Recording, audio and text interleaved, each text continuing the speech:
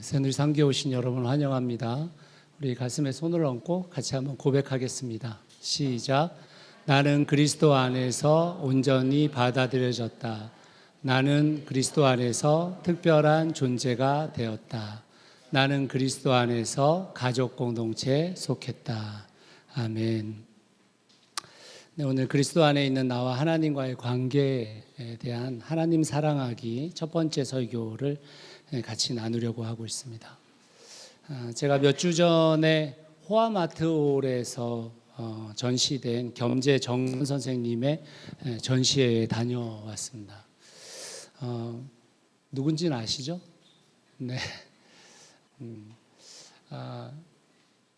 제가 원해서 간 건 아니고요. 네.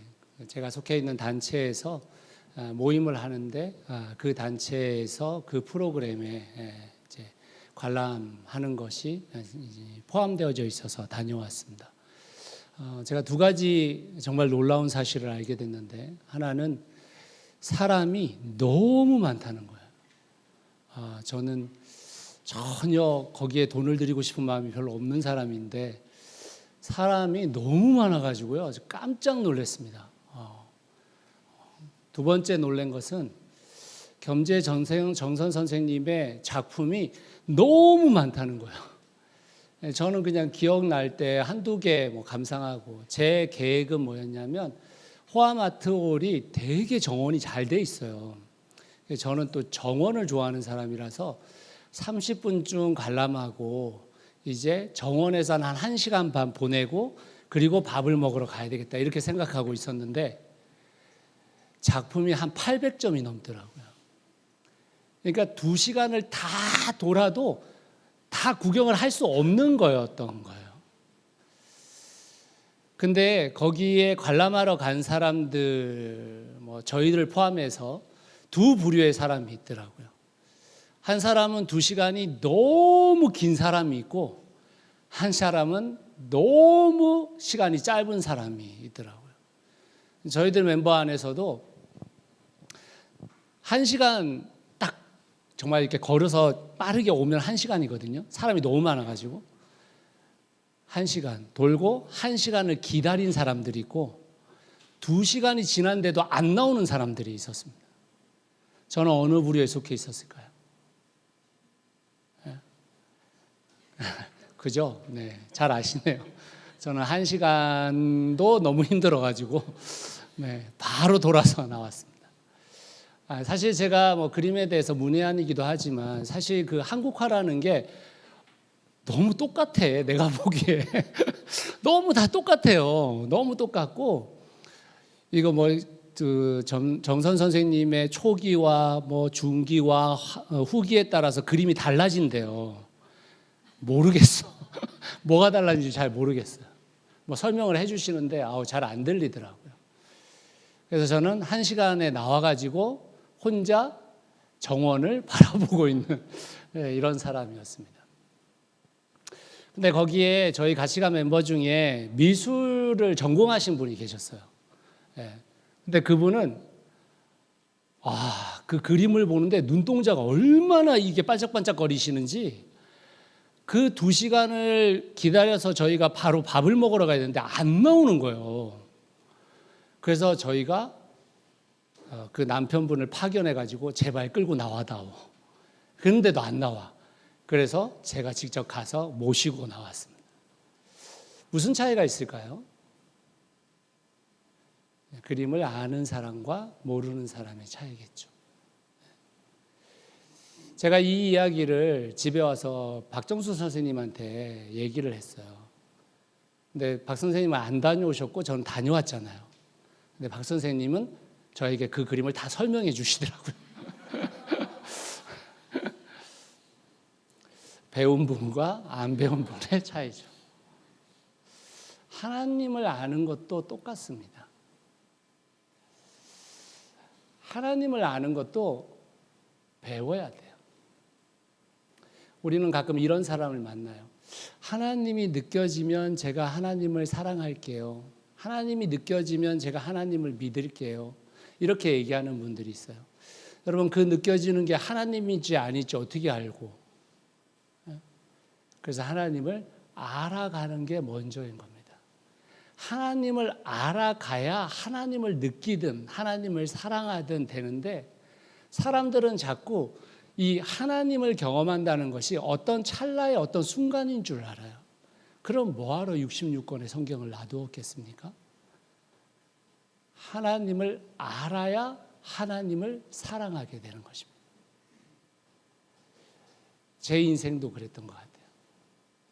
하나님을 몰랐을 때는 이 예배드리는 한 시간도 너무 길었어요.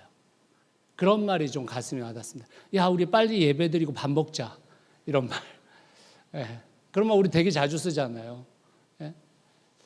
우리 빨리 밥 먹고 예배하자. 이런 거 아니잖아. 그죠? 빨리 예배드리고 밥 먹자.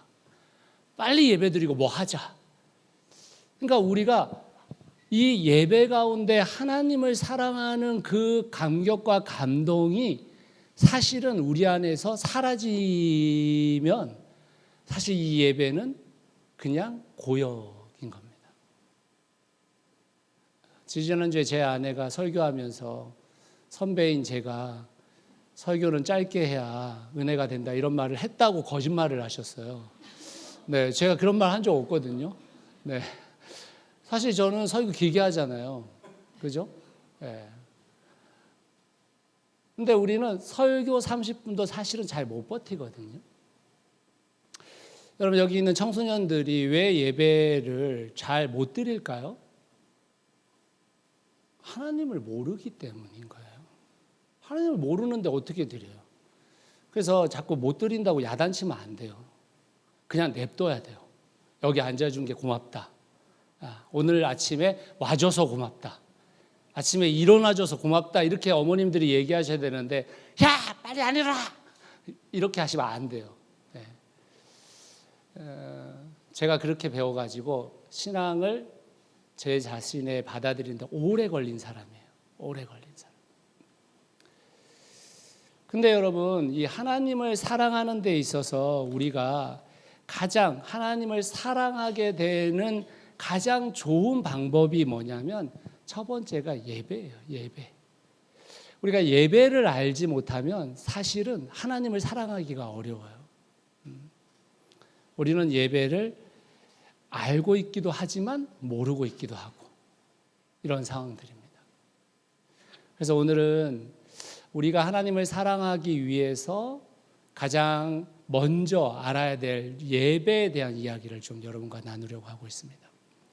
자, 첫 번째 예배란 무엇인가를 생각해 봐야 합니다. 여러분, 예배가 무엇일까요?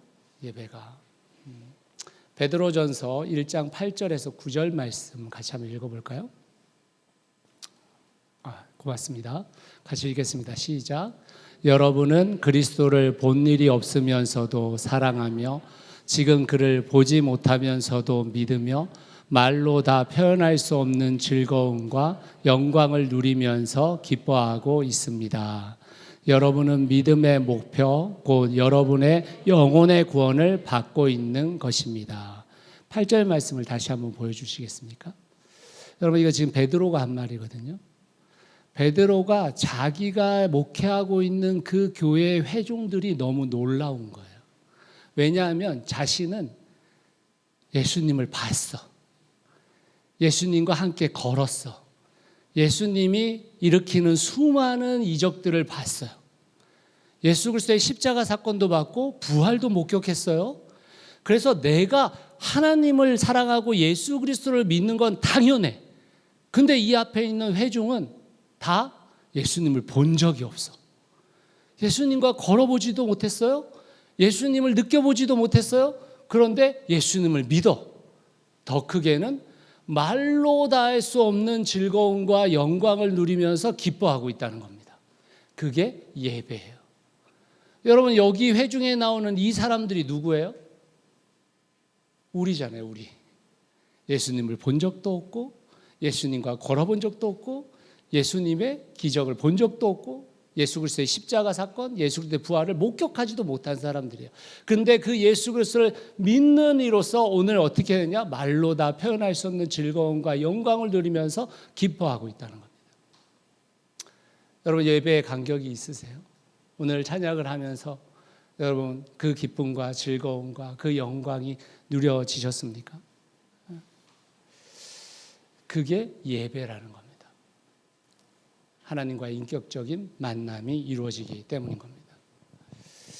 여러분 우리가 하나님과 인격적 관계를 맺는다라는 것은 사람들은 그것이 불가능하다고 생각하는 분들이 많아요. 근데 여러분 하나님은 단순히 초월적인 존재거나 우리에게서 멀리 떨어져서 우리를 바라보고 있는 분이 아닙니다. 우리가 사랑할 수 있고 의지할 수 있고 우리에게서 그 영광스러운 기쁨이 마음속에 차오르도록 하시는 분이세요.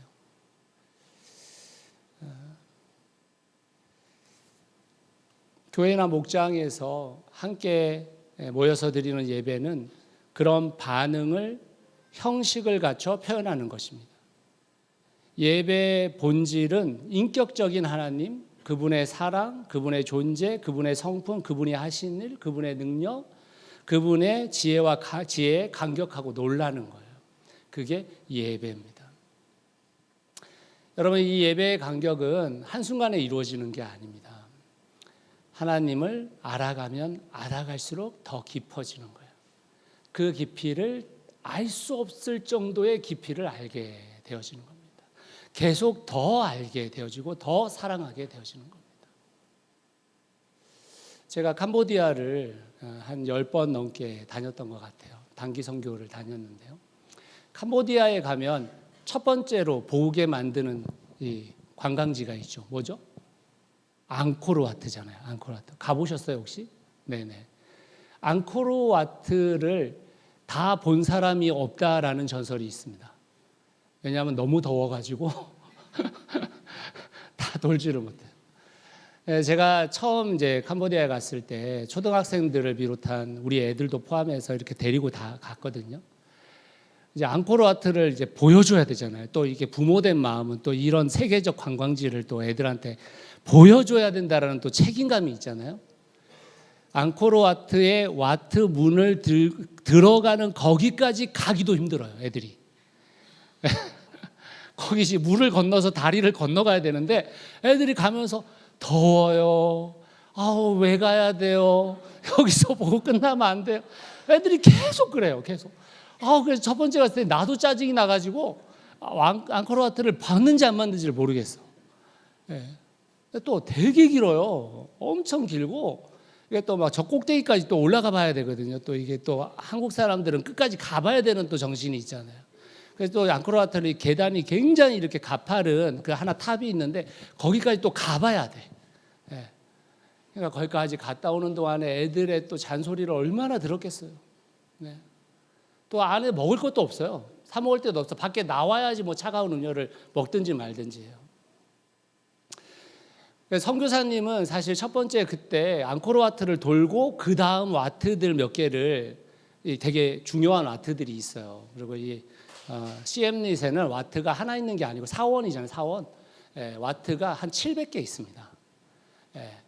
그 중에 앙코르와트가 제일 유명한 와트고 또 와트들이 있어요. 뭐 여러분들이 아시는 와트일지 모르겠지만 타프롬 사원. 그게 그 툼 레이더에서 그 뭐 저기도 안젤리나 졸리가 그 뭐 이렇게 막 사방으로 돌면서 그 총질했던 거기가 그 트롬 사원입니다. 근데 이제 선교사님은 사원을 다 보여주고 싶었는데 애들이 이렇게 짜증을 내니까 못 보여주잖아요.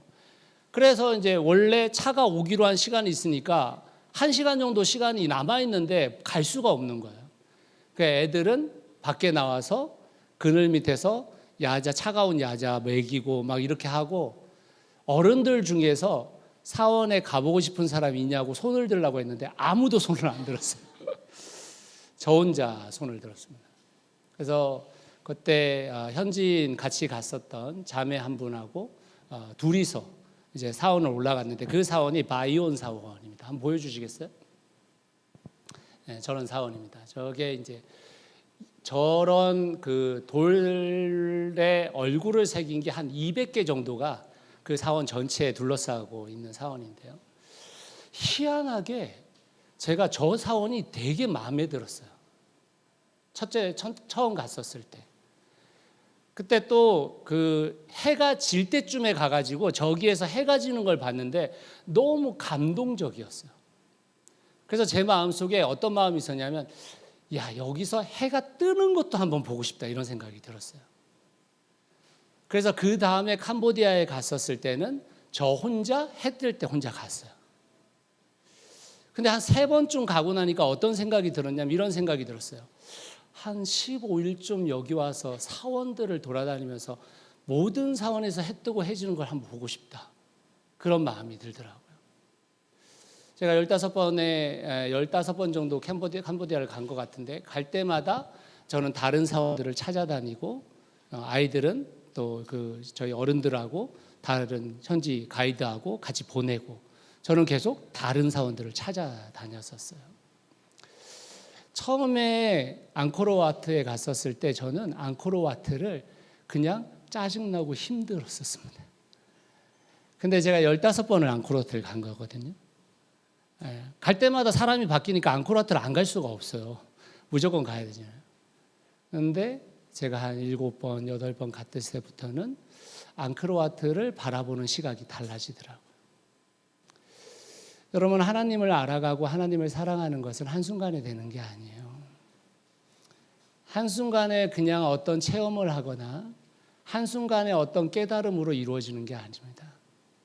왜냐하면 하나님은 우리가 생각하는 것보다 훨씬 크시고 훨씬 깊이가 있으시기 때문에 우리 스스로 한순간에 그 깊이와 그 넓이와 그 높이를 다 알 수 없는 분이세요. 그래서 하나님을 사랑하는 그 예배가 우리한테 소중한 겁니다. 그러면 이런 예배가 어떻게 가능한지를 생각해 보시죠. 여러분, 여러분의 예배는 지금 정말 예배를 드릴 때마다 감격적이고, 그 예배를 드릴 때마다 놀랍고, 그 예배를 드릴 때마다 정말 하나님 앞에 이 예배 드리는 즐거움과 행복이 있으십니까? 아니면 그냥 앉아 계신 걸까요? 왜 그럴까요, 여러분? 왜 우리는 하나님을 믿는다라고 고백했고 그리스도인으로 살아가는데 왜 예배에 대한 감격을 계속 잃어버릴까요? 왜 어제 예배와 오늘 예배가 또 다르고 지난주 드렸던 예배와 오늘 예배가 또 다를까요? 왜 계속해서 더 감격적이고 더 행복해지고 더 즐거운 예배가 되지 않을까요? 그 이유를 생각해 보셔야 됩니다. 요한일서 3장 1절은 사실은 예배에 대한 말이 한마디도 없는데 그 예배의 간격을 얘기해 줍니다. 같이 한번 읽어보겠습니다. 요한일서 3장 1절입니다. 시작. 보라, 하나님께서 어떠한 사랑을 우리에게 베푸사 하나님의 자녀라 일컬음을 받게 하셨는가. 우리가 그러하도다. 그러므로 세상이 우리를 알지 못함은 그를 알지 못함이라.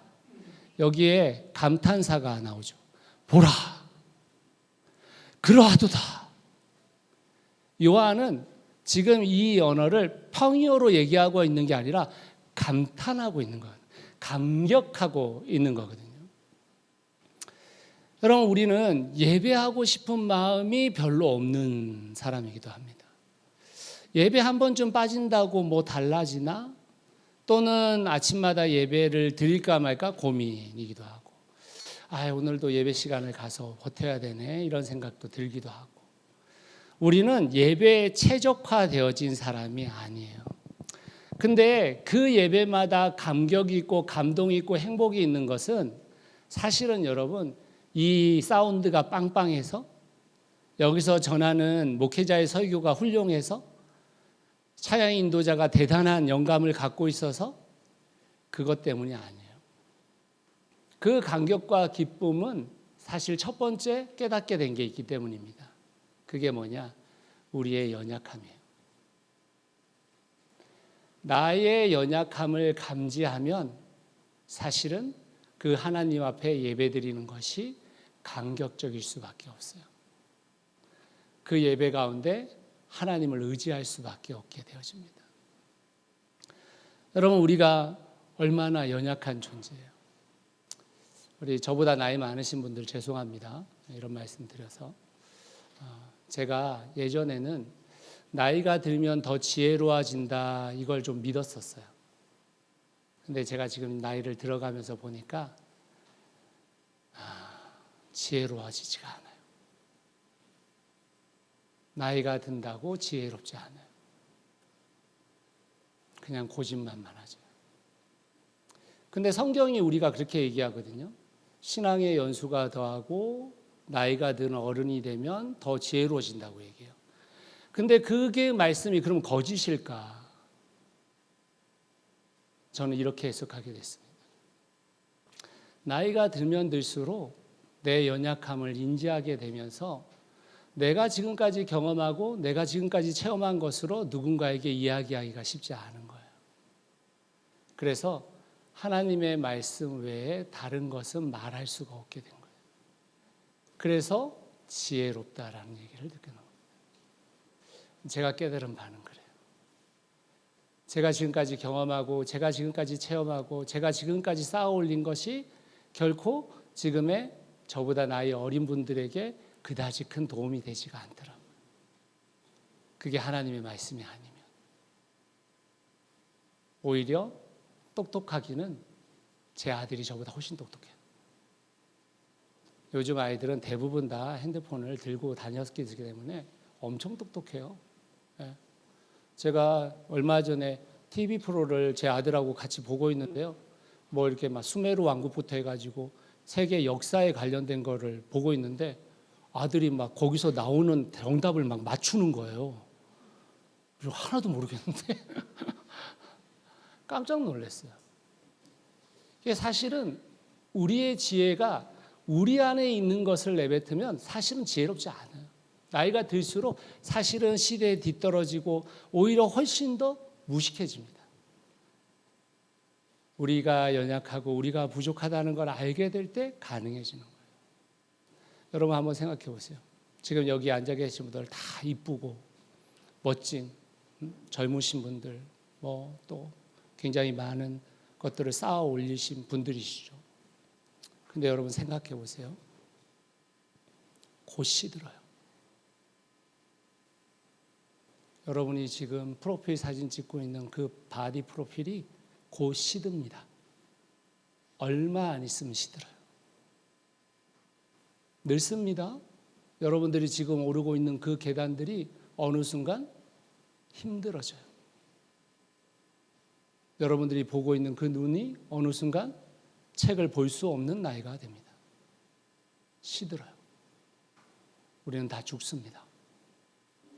문제는 뭐냐면 우리가 죽어서 없어진들 이 세상은 잘 돌아가요. 내 죽음 앞에서 슬퍼하는 몇몇 사람들이 있겠지만 그 사람들도 몇 년 지나면 우리 다 있습니다.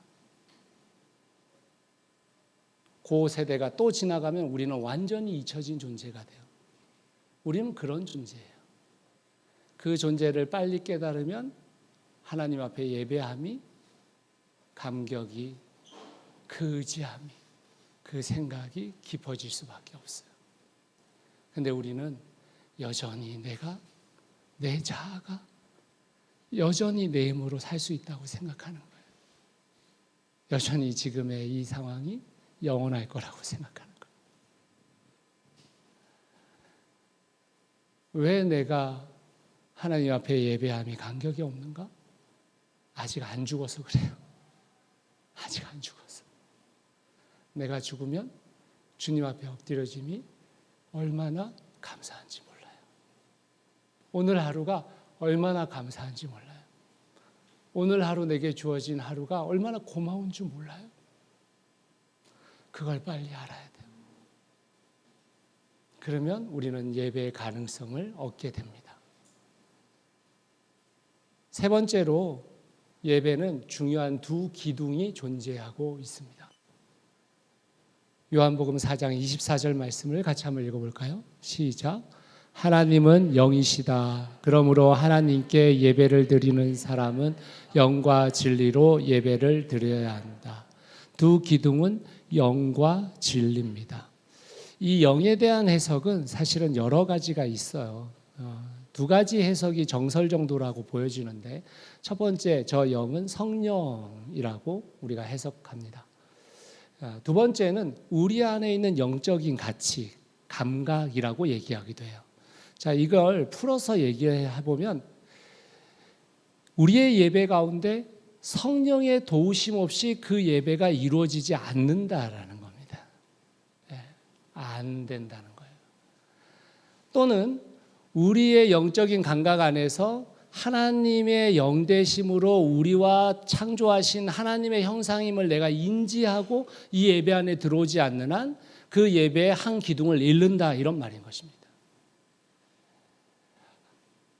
이걸 더 쉽게 말씀드리면 오늘 여러분이 이 자리에 오시기 전에 오늘 이 예배 가운데 하나님과 내가 만나야지, 하나님과 소통해야지, 하나님과 내가 오늘 이 자리 가운데 정말 그 깊은 관계를 맺게 되겠지 하는 기대감 없이는 예배는 이루어지지 않는다라는 겁니다.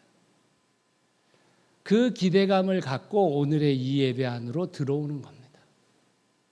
두 번째는 진리예요. 진리는 말씀이죠. 성경 말씀이 진리라는 것을 받아들이는 사람에게 예배가 이루어지는 겁니다.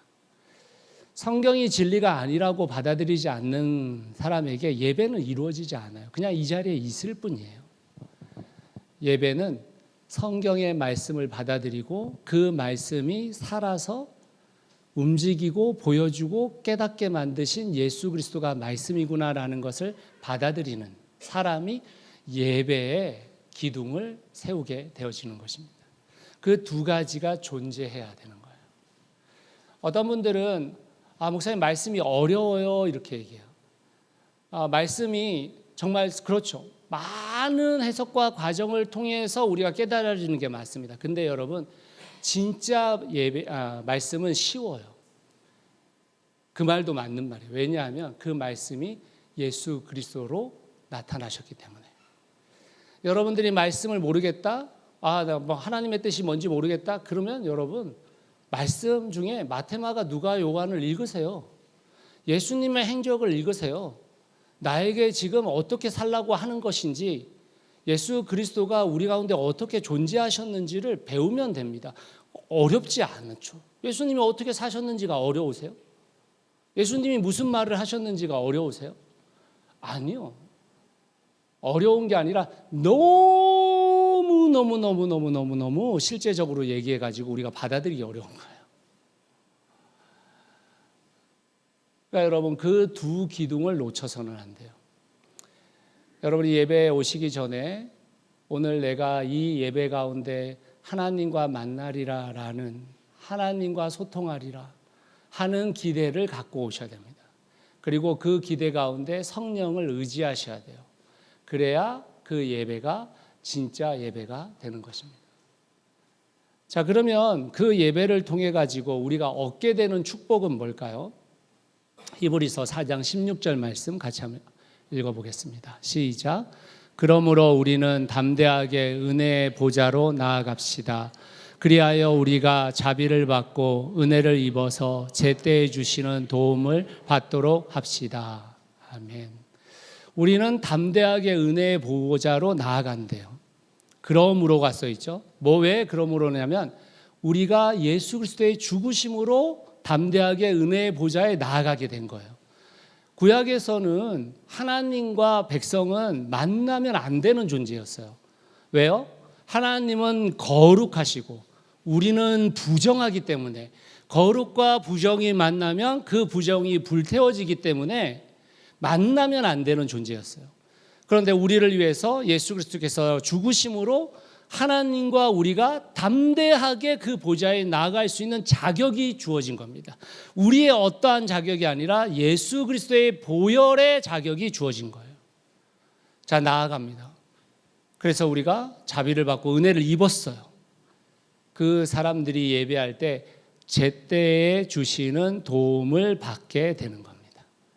제때에 주시는 도움을 받게 되는 거예요. 여러분, 우리 자녀들이 이제 다 컸잖아요. 저희 집 자녀들이. 저희 자녀들도 어릴 때는 제가 퇴근을 하면 아빠 하고 쫓아 나왔어요. 3명 다 쫓아 나왔어요.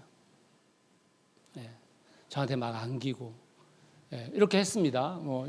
되게 이렇게 안 믿으시는 것 같은 분위기, 다 그랬습니다. 근데 어느 날은 두 놈만 나와. 한 놈은 안 나와. 뭔가 문제가 생긴 거죠. 엄마한테 혼났든지 아니면 자기들끼리 싸웠든지 뭔가 문제가 생겼잖아요. 그러면 제가 가서 왜 무슨 일 있었어? 라고 묻죠. 그게 제때해 주시는 은혜예요. 내 아이를 안았는데 내 아이 가운데 열이 있어요. 너 열 있네? 너 약 먹어야 되겠다. 그게 제때해 주시는 은혜예요. 하나님은 우리가 원하는 거 쏟아부어 주시는 분이 아니라 제때에 주시는 은혜를 주시는 분입니다. 그게 예배예요. 예배. 예배는 우리가 제때에 주시는 은혜를 누리게 되는 것입니다. 여러분, 오늘 우리의 예배를 한번 생각해 보세요.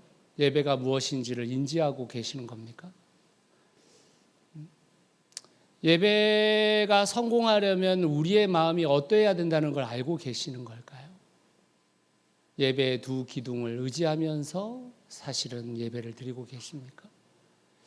오늘 이 예배를 드리고 나가서 제때에 주시는 그 은혜와 축복을 우리는 누리고 있습니까? 우리의 예배를 생각해 봐야 합니다. 여러분, 이 예배는 세 가지 형태의 예배가 있습니다. 첫 번째 예배는 히브리서 13장 15절 말씀 같이 한번 읽어보겠습니다. 시작. 그러니 우리는 예수로 말미암아 끊임없이 하나님께 찬미의 제사를 드립시다. 이것은 곧 그의 이름을 고백하는 입술의 열매입니다. 예수로 말미암아 끊임없이 하나님께 찬미의 제사를 드리는 개인의 예배가 있는 거예요. 개인의 예배가. 여러분, 우리가 우리의 교회의 성도로 같이 참여하고 성경 공부를 하면서 계속 우리가 주장하는 게 텐텐텐을 주장하잖아요. 텐텐텐을. 하루에 3번 찬양과 기도와 말씀 읽기, 산책 등의 시간들을 가져라. 그 이야기들을 계속 이야기합니다. 많은 분들이 시도해 주고 계세요. 너무 감사해요. 또 어떤 분들은 작심삼일로 끝난 분도 계세요. 그래도 또 작심삼일을 하시는 분들이 계시니까 얼마나 감사해요. 왜 여러분 우리가 개인의 시간을 필요로 하는 걸까요? 저는 요즘 저희 교회 성도 한 10여 분과 아침 6시 30분에 줌으로 함께 만나서 침묵의 기도의 시간들을 갖고 있습니다. 저는 밤기도에 참여하려고 노력하고 있습니다. 또 저는 아침마다 그 아침 기도가 끝나고 나면 밖에 나가서 식물을 돌봐요. 저는 저녁 해질 무렵이 되면 비가 오지 않는 한 대부분 자전거를 타고 동네를 한 10바퀴쯤 돕니다. 저는 저의 스스로에게 그 시간들을 정해놓고 그 시간에 저를 인볼브 시키고 있습니다. 여러분, 제가 아침 기도 만들었거든요. 제가 귀찮으면 안 하면 되죠. 뭐하러 만들어요, 그걸. 근데 저를 지키기 위해서 만든 거예요.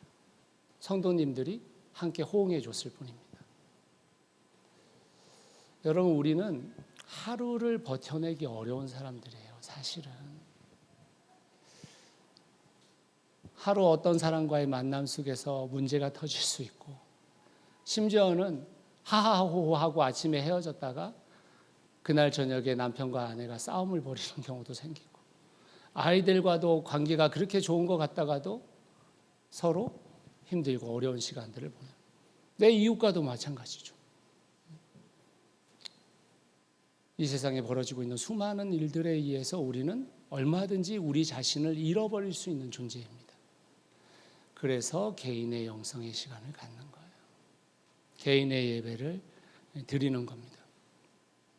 하루를 주님 앞에 잘 마무리하고 싶어서 밤기도를 드리는 겁니다.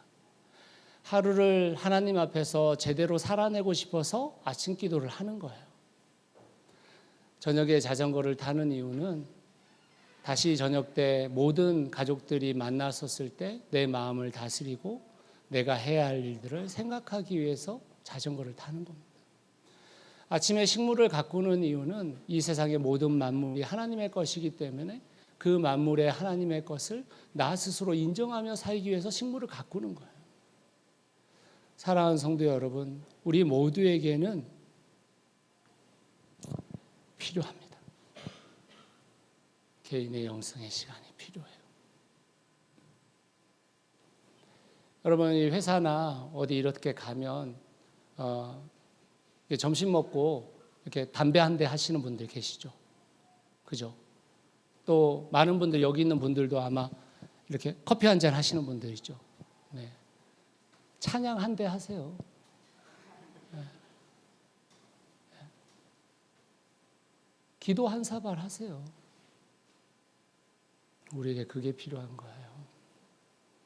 왜 우리의 삶이 정신없이 날뛰는가? 하나님 앞에 하루를 드리지 않기 때문이에요. 어떤 문제가 터지면 엄청나게 크게 반응합니다. 아니요. 그 일도 별거 아닌 일이에요, 사실은. 우리 스스로를 주님 앞에서 겸손하게 무릎 꿇리지 않으면 우리는 하루를 버틸 수 있는 존재가 아닙니다. 두 번째, 공동체의 예배가 있습니다. 골로새서 3장 16절 같이 한번 읽어볼까요? 시작. 그리스도의 말씀이 여러분 가운데 풍성히 살아있게 하십시오. 온갖 지혜로 서로 가르치고 권고하십시오. 감사한 마음으로 시와 찬미와 신령한 노래로 여러분을 하나님께 마음을 다하여 찬양하십시오.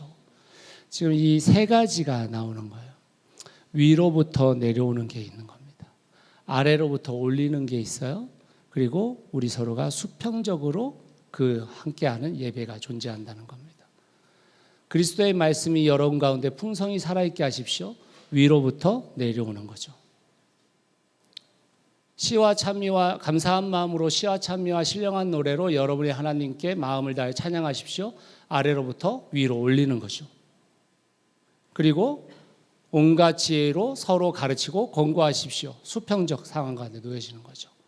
예배란 이런 겁니다. 공동체 예배란 이런 거예요.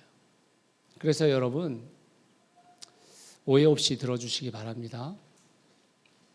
여러분 서로의 예배를 방해하면 안 돼요. 서로의 예배를 방해해서는 안 됩니다. 공동체 예배는 나 혼자 드리는 예배가 아니에요. 예배 늦으면 안 돼요. 예배 중간에 왔다 갔다 하고 돌아다니는 거 아닙니다. 서로의 예배를 방해해서는 안 돼요. 서로의 예배를 지켜주는 노력을 해야 되는 겁니다. 그게 예배예요. 그게 공동체의 예배인 것입니다. 우리가 여러분 목장 예배라고 하잖아요. 목장 모임이라고 하지 않죠. 목장 예배라고 하죠. 저 세 가지가 있어야 돼요. 저 세 가지가 없으면 여러분 그거 다 동아리로 전락해요. 여러분 그 모임이 되게 자유롭고 편해서 좋은 것 같아 보이시죠? 여러분 그 모임 100% 깨집니다. 제가 90%라고 얘기한 게 아니죠. 100% 깨져. 제가 30년 목장 봐왔어요. 30년. 수직적, 수평적 관계에 관련되어져서 그 모임이 이루어지지 않으면 그 모임은 다 깨져요. 다 깨집니다. 완전 고인물이 돼요. 왜 우리가 예배가 중요한지를 알아야 됩니다. 공동체의 예배는 완전히 다른 개념이에요. 그래서 사랑하는 성도 여러분, 예배의 예배됨을 지켜야 되는 거예요. 예배를 내 마음대로 구성하는 게 아닙니다. 공동체의 예배가 너무 중요해요. 소홀히 해서는 안 됩니다. 마지막 세 번째, 삶의 예배가 있습니다. 로마서 12장 1절 말씀 같이 한번 읽어봅시다. 시작. 형제자매 여러분, 그러므로 나는 하나님의 자비하심을 힘입어 여러분에게 권합니다. 여러분의 몸을 하나님께서 기뻐하실 거룩한 산 제물로 드리십시오. 이것이 여러분이 드릴 합당한 예배입니다. 여기서 거룩한 산 제물로 드리라는 것은 다시 말해서 삶으로 예배를 드려라 이런 말입니다. 더 장기적으로 얘기하자면 우리의 인생 전체가 예배가 되게 해라 이런 말인 거예요. 우리가 하나님의 자녀로서 그분의 영광을 위해 어떤 행위를 하고 있다면 그것은 모두 예배가 될 수 있어요. 우리가 하나님의 이름으로 하나님의 자녀로서 어떤 일을 행한다면, 하나님을 의식하며 그 일을 하고 있다면 그 일 자체가 하나님께 드려지는 거룩한 산 제사이고 제물입니다. 여러분 한번 생각해 보세요. 제가 지금 아침 저녁에 기도한다고 했잖아요. 지금 여기 계신 분들 중에 제가 아침에 저녁에 기도하는 거 보는 분들이 계시단 말이에요. 아, 우리 임진사 목사님은 아침 저녁마다 개인 경건 생활 열심히 하시는구나 아는 분들이 계시겠죠. 또 제가 공동체 예배를 정말 최선을 다해서 드리는 모습들을 여러분들에게 얼마든지 보여줄 수 있습니다. 찬양도 열심히 하고 기도할 때 기도하고 누가 설교하든지 간에 그 설교에 경청하고 얼마든지 보여줄 수 있어요. 그런데 여러분, 제가 그렇게 예배를 드리고 있었는데 제 아내를 대하는 태도가 불량해. 내 남편을 대하는 태도가 불량해. 내 자녀를 대하는 태도가 하나님의 관심과는 관심 없는 그런 태도로 아이들을 대해. 제가 제 이웃을 그렇게 대한다고 생각해 보세요. 제가 제 일에 성실하지 않다고 생각해 보세요. 괜찮으세요? 믿을 만한 목회자다 이렇게 생각되십니까? 아니죠. 똑같습니다.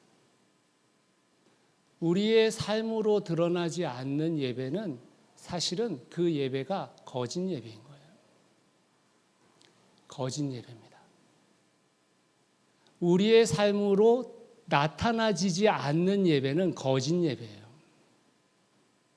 거짓 예배잖아요.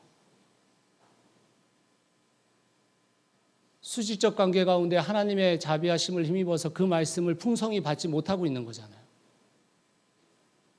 내가 하나님을 찬양하는 내 인생으로서 드리고 있지 않는 거잖아요. 내가 서로 간의 관계 속에서 지혜와 권고로서 권고하고 있지 않는 거잖아요. 거짓말입니다. 거짓말이에요. 내가 한 사람을 대하는 태도가 예배예요. 내가 오늘 내뱉고 있는 그 한마디가 예배예요. 내가 오늘 선택하는 그 선택이 예배입니다. 삶으로 드려지는 예배로 기결되지 않는 예배는 다 거짓이에요. 그럴 수 없어요. 왜요?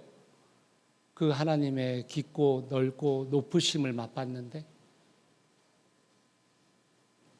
그분의 이야기를 들었는데, 그분의 사명을 들었는데, 그분의 생각과 내 생각이 교차됐는데 어떻게 우리가 우리의 삶으로 그 예배를 부정한단 말입니까? 그런 건 없습니다. 그런 건. 우리가 완벽할 수는 없으나 어제보다 오늘 더 주님 앞에서 검소하고 성실하고 경건한 사람으로 살아가게 되는 겁니다. 그 세 가지 예배는 따로따로가 아니에요. 다 서로 간에 조화를 이루고 있습니다.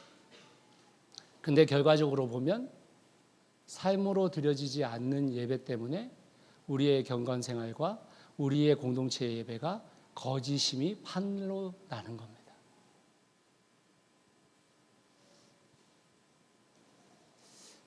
사랑하는 성도 여러분, 개인의 예배를 중요하게 여기셔야 됩니다. 그냥 오늘 하루 어떤 이는 그렇게 드렸고 나는 그렇지 않다고 해서 별로 다르지 않은 것 같은 생각을 가지시지만 그건 쌓이면 쌓일수록 완전히 다른 이야기가 되어버립니다. 공동체 예배를 소중하게 여기셔야 됩니다. 특별히 다른 사람이 드려지는 그 예배에 방해꾼이 되면 안 돼요. 다른 사람의 예배를 소중하게 생각해야 됩니다. 그래서 함께 드려져야 됩니다. 목장 교회도 똑같습니다. 내가 그렇게 생각하지 않는다고 해서 목장 모임이 딴 길로 가면 안 돼요. 우리가 하나님을 예배하려고 모인 것이지 지금 다른 거 하려고 모인 게 아니에요. 저 세 가지가 존재하지 않는 한 우리는 그게 예배가 아니랍니다. 그 예배를 목장 모임에서 하시면 됩니다. 그거 하고 딴 거 하세요. 근데 저거 없이 목장 모임이 지속되면 여러분 피폐해집니다. 아닙니까? 제 말이? 틀린가요?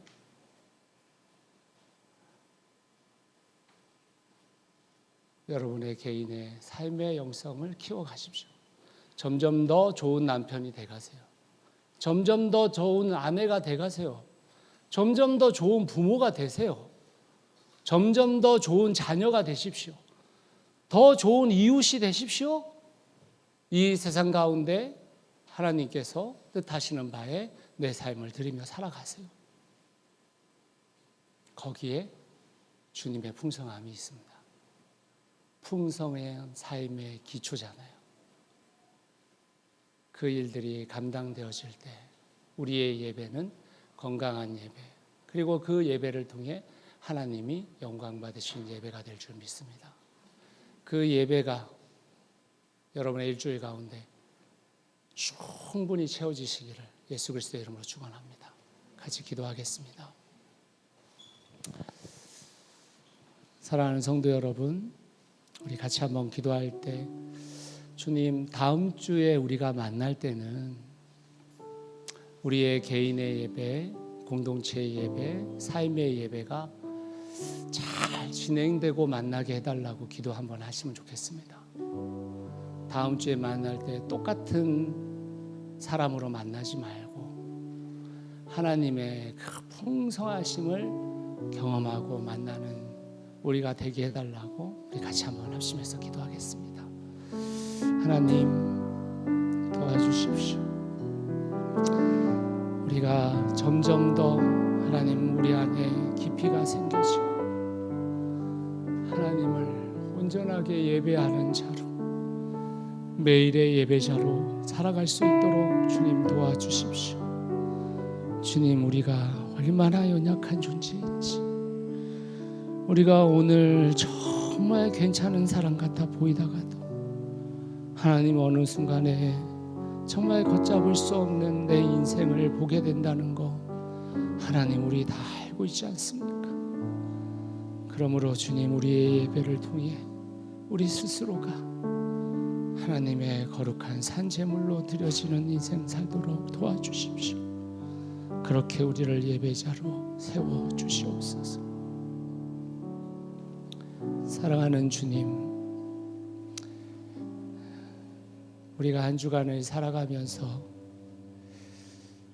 내가 이렇게 연약한 존재였는지, 내가 이렇게 부족한 사람이었는지,